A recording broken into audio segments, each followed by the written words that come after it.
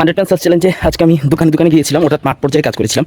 So first দোকানে যাওয়ার পর অনেকক্ষণ বসার পর বোঝানোর পর ফার্স্টে রিজেক্ট খেয়েছে। তারপর কি হলো পুরো ভিডিওতে দেখতে থাকুন।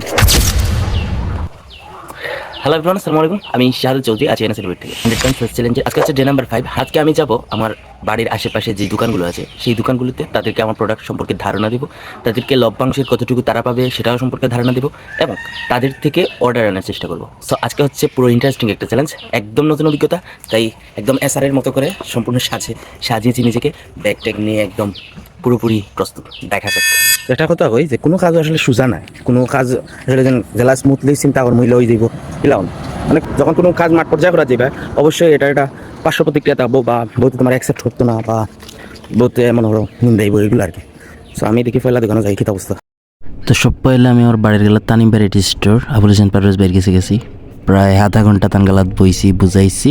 তারপরে আমার প্রথম যে না গেছি কিন্তু রিজেক্ট খাই আইছি, সমস্যা নাই, রিজেক্ট খাইতেই পারি, রিজেক্ট খাওয়া স্বাভাবিক। স্যার হলে আরও কত রিজেক্ট খায় জিনিস লইয়া দোকানদারে দেখেও না, আমি তো ফার্স্টে গিয়া বুঝাইতে পারছি বা দেখাইতে পারছি। তো জোরে রাজান হয়ে গেছে, আমি গেলাম কিন্তু নামাজও। নামাজ শেষ, আমি যে রাজের দোকানে গিয়া তান গেছে সেল করার চেষ্টা করি। তো ডাকরে একটা কথা আছে যে first impression is the last impression. তো সবার পয়লা গিয়া এসআর হকলে গিয়া পয়লা বাই সালাম টালাম দিয়ে একবারে উঠাইলেন, মানে একজন প্রফেশনাল এসআরে যেটা করে আর কি, আমি সেটাই করছি আর কি, করার চেষ্টা করছি। ফাইনালি একটা অর্ডার ডান কমপ্লিট।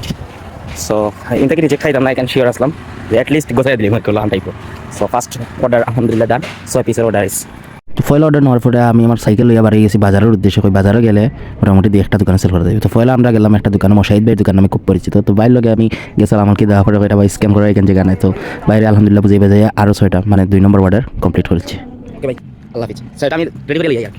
তারপরে এই দোকানে গিয়ে আমি রিজেক্ট খাইছি, বুঝানোর পরে ভাই আমার কইছেন যে ভাই ইনো ছোটো তাই তো তখন তো ইনো ফাইতায় না। বাদে গেলাম ঘরের বাজারে গিয়া বাইর লগে আতুত মিলাইয়া আমার খুব পূর্ব পরিচিত। তো তারাই বুঝাই বাজাইয়া মনে হয় 2 দিন পরে এইচএসসি পরীক্ষা দিত। সে একর ভাই আমি আমার পরীক্ষার লইয়া যাইমু, দেখি কাস্টমারের কেমন রেসপন্স করে। তো তার কাছেও বুঝাই বাজা আরও 6টা অর্ডার নিছি।